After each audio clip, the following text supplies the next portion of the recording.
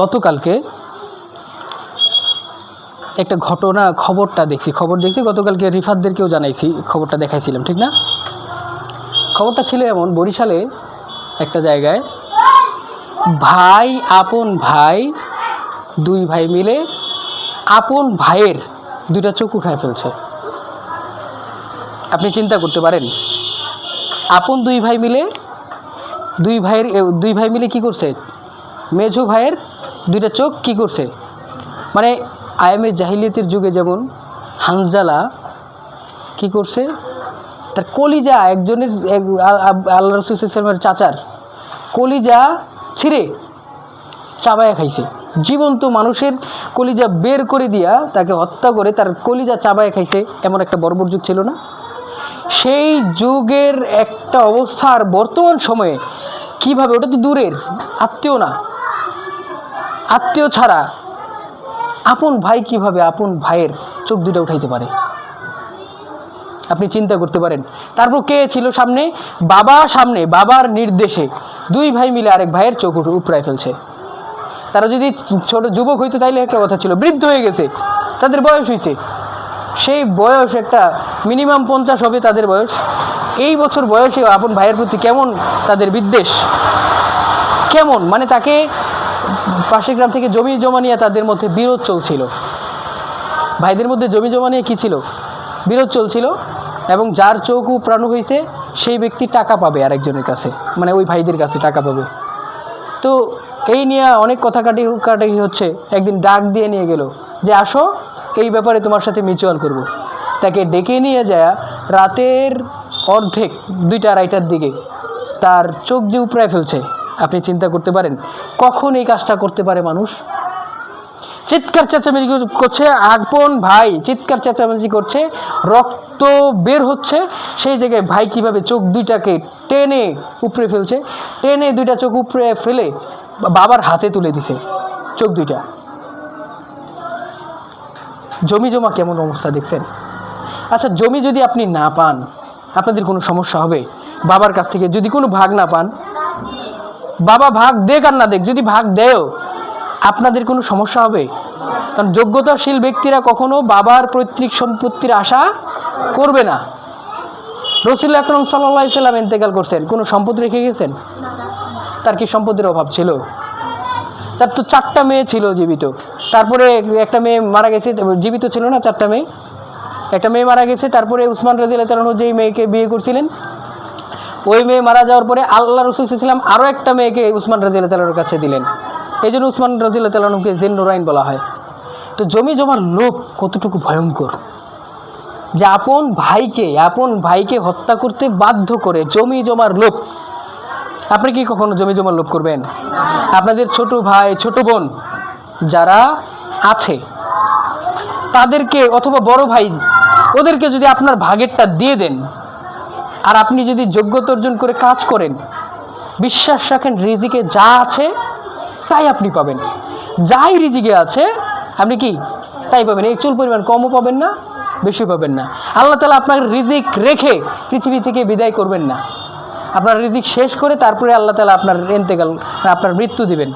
আপনার রিজিক রেখে আল্লাহ তাআলা আপনার মৃত্যু, এই বিশ্বাসটা তো করেন। তাহলে বাবা আপনার সম্পত্তি দিল কি না, যদি সম্পত্তি না দেয় আপনার ভাগেরটা, আপনার বাবা অপরাধী হবে।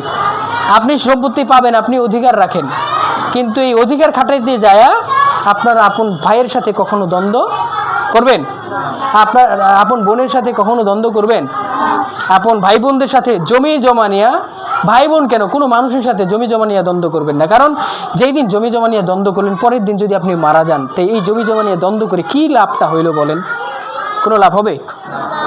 কোনো যদি লাভ না হয় তাহলে এই জমি জমা নিয়ে কেন দ্বন্দ্ব করবেন আপনি? এক হাত চাচ্ছে, এক হাত দিয়ে দেন, সমস্যাটা কি? দিয়ে দেন, চাইছে তো। যদি আপনি আইন অনুযায়ী পান তাইলে শেষ, আইন দিয়ে লড়াই করেন। কিন্তু এটা নিয়ে অন্তত পক্ষে ঝগড়াঝাটি মারামারির দিকে আপনারা চায়েন না। আপনাদের ভবিষ্যৎ আছে, আপনার সামনে আপনাদের প্রত্যেকের কম বেশি 1 কাঠা হলেও তো জমি আছে, বাবার আছে না? ভাই বোনদের সাথে জমি জমা নিয়ে বিরোধ করবেন? যদি আপনি যোগ্যতা অর্জন করেন তাহলে এই জমি না শুধু আপনি আরও হাজার হাজার মানুষকে খাওয়াইতে পারবেন যোগ্যতা যদি অর্জন করেন। হাজার হাজার মানুষের কর্মসংস্থানের ব্যবস্থা করতে পারবেন। আপনি ঠুনকো একটু জমির জন্য ঝগড়াঝাটি কেন করবেন? কেন? আপনার নিজের সম্পত্তি পারলে ভাইদেরকে দান করে দিবেন, পারবেন? নিজের ভাগের সম্পদ ভাই বোন যারা থাকবে তাদেরকে দিয়ে দিবেন। এটা কি সম্ভব হবে আপনাদের? হ্যাঁ? আবার যৌতুক খায়েন, যে ভাই বোনেরটা নিতে পারি না ঠিক আছে, কিন্তু বউয়েরটা কিন্তু ঠিকই নিব, এটা করবেন নাকি? আল্লাহ, অন্যের সম্পত্তির প্রতি লোভ যেন আপনাদের না থাকে। কার কে আছে আছে, আপনাদের মধ্যে যেন আপনি যতটুকু কামাই করেন ততটুকুই সন্তুষ্ট থাকবেন। এটা আপনার নিজস্ব যোগ্যতার বলে আপনি যতটুকু কামাই করেন ততটুকুই। আরেকজনের সম্পত্তির প্রতি কোনো প্রকার লোভ দেখাতে যাবেন না। আমি কি কথা বুঝাইতে পারছি? আরেকজনের এক কাঠা দূরের কথা, এক হাত জমির প্রতি কারোর লোভ যেন আপনারা না দেখান। পারলে নিজের ভাগেরটুকু আপনার ভাইকে দিয়ে দিবেন, ভাই তো খুশি হবে না? ভাই বোনদের মধ্যে যদি একটা সম্পর্ক থাকে, একটা বন্ডিং থাকে, তাহলে হবে শক্তি, অনেক শক্তি হবে, কারণ ভাই বোনরা মিলেমিশে আছে। কিন্তু জমি জমা নিয়ে যদি দ্বন্দ্ব লাগে ভাই বোনদের মধ্যে, তাহলে এই সম্পর্কটা কি ভালো থাকবে? ওই দিন একটা ভিডিও দেখলাম, একজনের ঘটনা দেখলাম, যে ভাইয়ের দিকে, ভাইয়ের মৃত্যু সজ্জায়, ভাই মারা যাবে মুহূর্ত, আরেক ভাই এসে কান্নাকাটি করছে, ভাই তোমার সাথে জমি নিয়ে অনেক দ্বন্দ্ব করছি, ভাই আমারে মাফ করে দাও। ভাই ওর দিকে ফিরে তাকাইলো না, সরাই দিল। সে মারা যাবে, সেই দ্বন্দ্ব তখনও মৃত অবস্থায় সে মারা যাবে, সে দ্বন্দ্ব নিয়েই মারা গেল। নাউজুবিল্লাহ, আল্লাহ তাআলা আমাদেরকে হেফাজত করেন, আমিন বলেন। এই অপরাধগুলা অন্ততপক্ষে আপনারা করবেন না। যদি ভাই বোনদের সাথে, ফ্যামিলির কারোর সাথে ঝগড়াঝাটি লেগেই যায়, ঝগড়াঝাটি লাগবে না এমন তো না, ঝগড়াঝাটি তো লাগবেই। বাবা মার সাথে ঝগড়াঝাটি লাগবে, কারণ এটা একটা সমাজ ব্যবস্থা এমন হয়েছে যে ঝগড়াঝাটি না লাগলে মনে হয় আমাদের পেটের ভাত হজম হয় না। ঝগড়াঝাটি লেগেই যায়, ভাই বোনদের সাথে ঝগড়া লাগে, সবার সাথে ঝগড়া লাগে কম বেশি। এই যে লাগার পরে বেশিক্ষণ দেরি করবেন না, তাদের সাথে কথা বলবেন, তাদের সাথে মিলেমিশে যাবেন। খেয়াল রাখবেন, আপনি যদি মন থেকে কাউকে মাফ করে দেন, তাহলে আপনার কি কোনো সমস্যা হবে? কাউকে মন থেকে মাফ করে দিয়েছেন, কোনো সমস্যা হবে? শোনেন, যে মাফ করে দেয় সে মহান, আর যে ভিতরে পুষে রাখে সে কি মহান হতে পারবে? সে সব পৃথিবীর সবচেয়ে নিকৃষ্ট প্রাণী, যে নাকি সেই তার কষ্টগুলো পুষে রাখে। নিকৃষ্ট প্রাণী কেন বললাম? আপনি যদি কষ্ট পুষে রেখে রাত্রে মারা যান, তাহলে কষ্ট নিয়ে মারা গেলেন। আর যদি মাফ করে মারা যান, তাহলে কি কষ্ট নিয়ে মারা গেলেন?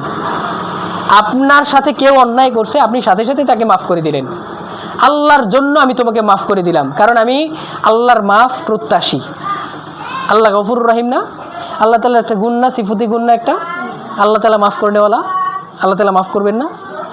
আরে আপনার সাথে মানুষ কি আর দ্বন্দ্ব করবে, আর কি অপরাধটা করবে? আপনি যে আল্লাহর সাথে কত বড় অপরাধ করেন আপনি কি জানেন? কত বড় অপরাধ করেন, সে আল্লাহ আপনাকে মাফ করবেন যদি আপনি কায়মন বাক্যে চোখের পানি ঝরায় ঝরায় মাফ চাইতে চান, পারেন, তাহলে আল্লাহ তাআলা আপনাকে মাফ করবেন। তাহলে আপনি কেন মাফ করবেন না? আমার কথা বুঝেন নেই? আপনি কেন করবেন না? মাফ করতে পারবেন না? পৃথিবীর যত মানুষ আছে আপনাকে যত কষ্টই দেখ, আপনি কি করে দিবেন? বুঝেন নেই কথাটা? আপনি কি করে দিবেন? জমি জমা নিয়ে কারোর সাথে দ্বন্দ্ব করবেন না। কাউকে যদি মাফ করে দেন, তাহলে তো আর ঝগড়াঝাটি হবে না, হবে? মনে করেন আজকে কারোর সাথে ঝগড়া করছেন, ঝগড়া করার পরে কিছুক্ষণ পরে তাকে মাফ করে দিলেন, আল্লাহর ওয়াস্তে তোমাকে মাফ করে দিলাম, ওর সাথে আমার কোনো আর বিরোধ নেই, তাহলে আপনার মনের মধ্যে যন্ত্রণা থাকবে না। যদি যন্ত্রণা থাকে, এই যন্ত্রণায় আপনাকে পুষতে আপনার কলিজাটারে ক্ষত করতে করতে বিশাল বড় বানায় ফেলবে, ঠিক না? ওই যে একটা কবিতা পড়ছিলেন না ভাব সম্প্রসারণে, ছোট ছোট বালুকণা, বিন্দু বিন্দু জল গড়ে ওঠে মহাদেশ সাগরতল।